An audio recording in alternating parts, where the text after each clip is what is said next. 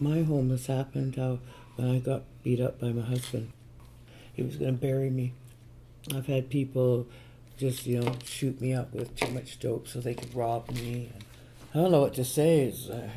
It's hard out there.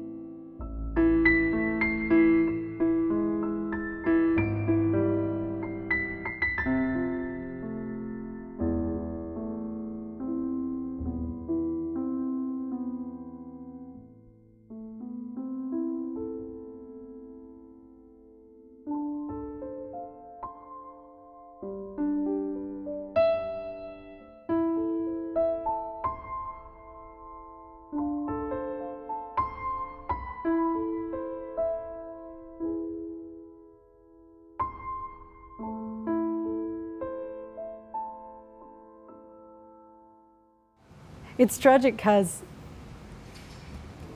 we should be able to house everybody in Canada. We're a fairly rich country, and we should be able to have housing for all our citizens. So part of it is just, looking at all the plenty in our community and then seeing that there's people who are just without anything. Nobody in my 30 years down here, nobody down here chooses to be down here, if they'd had a choice.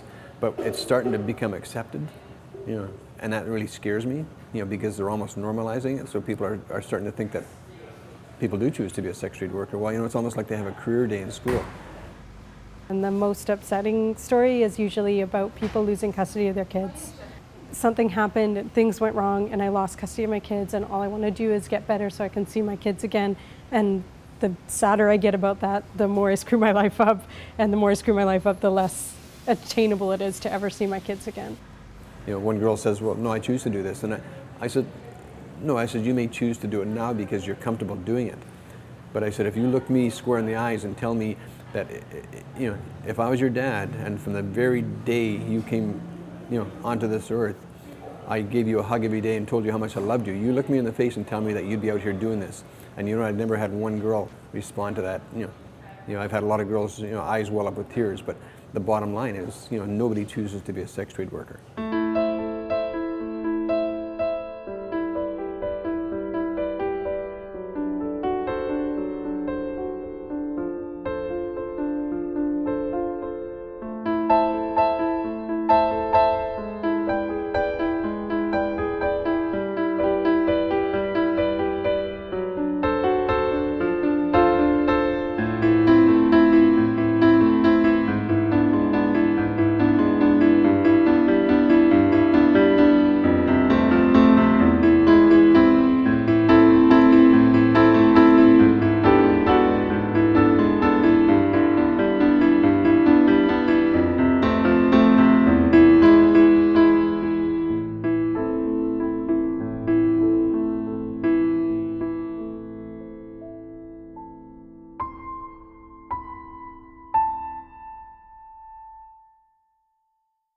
You know, over the years I've been down here, I've seen people, I've seen a stockbroker that was a very successful stockbroker, you know, 1 month, you know, and 2 months later he was down here robbing grocery stores with a, you know, a blood-filled syringe.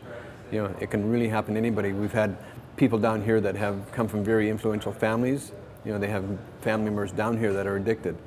You know, so I mean, it's you know, it's just not that simple. There's people from all walks of life.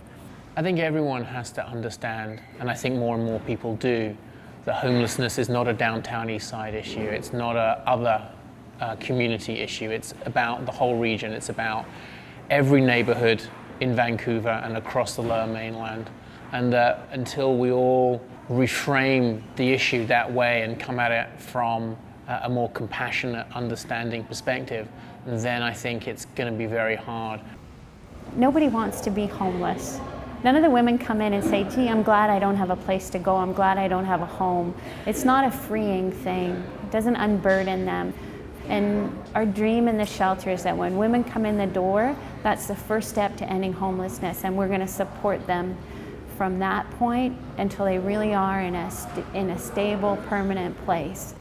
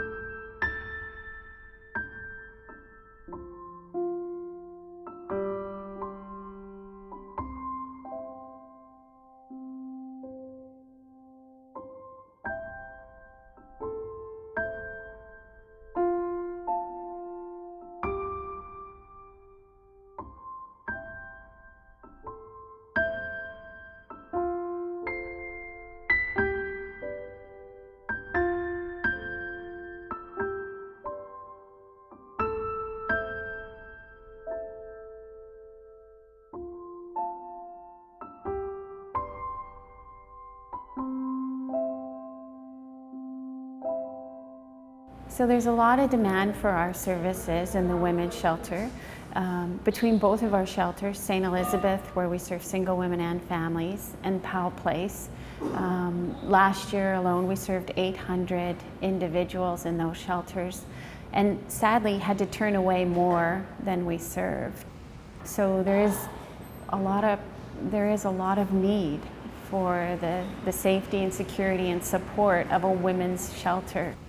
You know, I ran into one lady actually this morning, and you know, and she looked healthy. I haven't seen her for a while, and she says they're awesome there. She says they help me do things. She says I can't go to welfare and talk to the people there. I have difficulty with them, so they come with me, and that's something that I think a lot of people forget. I mean, even though we place these people in places, they don't have the skills, you know, to go into welfare offices or different offices and deal with the bureaucracy. From the beginning, they're starting to talk to you about what's the plan at the end of the 30 days, and they're pretty flexible in terms of wanting to get women a place, so that if they're working on it and they're in process, and okay, well, they're going to have to wait another month, well, they can stay at Powell Place, because if they say, okay, well, we've got you a place for October, but between now and October, you know, you're on your own, probably by the time it gets to be October, this woman will be, you know, who knows where. The way we look at it at St. James is that we're not running a shelter program, we're running a housing program for women and children. And that for the vast majority of people who come through the front door of our shelters, we can get to the point where that's the end of their experience of homelessness. We're not there yet, but we are making huge strides, and I look at the commitment of our staff and the commitment of the community around us and the commitment of the leaders in our community. And I know that with a little bit more effort, we can get to that goal, and it will be a tremendous day for our society and for the city.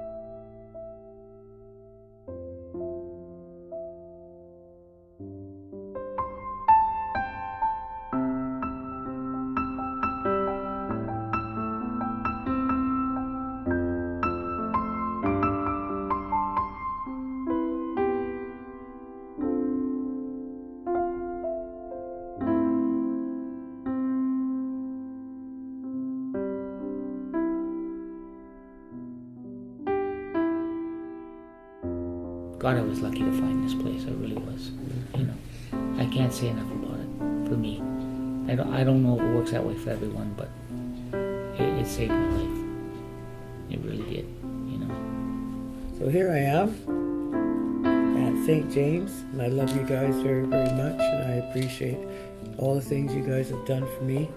I have come a long ways. I mean, I can't say enough about you guys because I think you did a hell I of a think job you guys are for just me. wonderful.